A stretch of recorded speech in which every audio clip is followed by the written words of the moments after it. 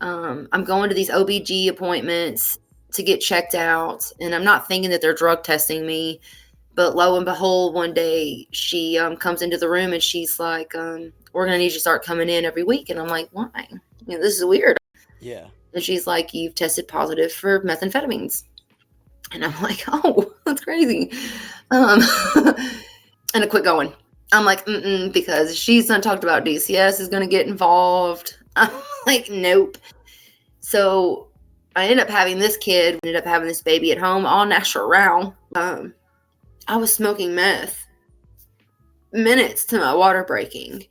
And I was smoking meth minutes after my midwife left. In this time when she was, when I was pregnant with her, and then after she was born, there were issues at home with him. One of the first major events, he was going to leave, and I jumped into the vehicle window to pull the keys out.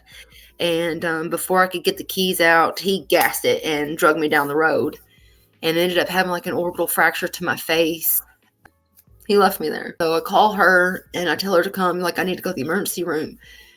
And to protect him, I'm like, I'm going to tell him I had a bicycle accident, And by the time that we finally got to the third staple, like, skin and hair had started growing over it. So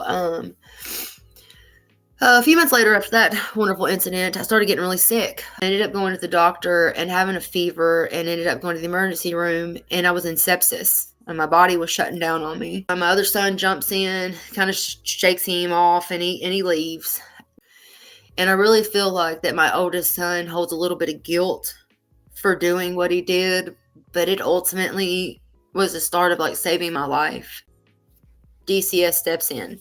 I need you to kind of pack their stuff up. And that's really when, like, it got real.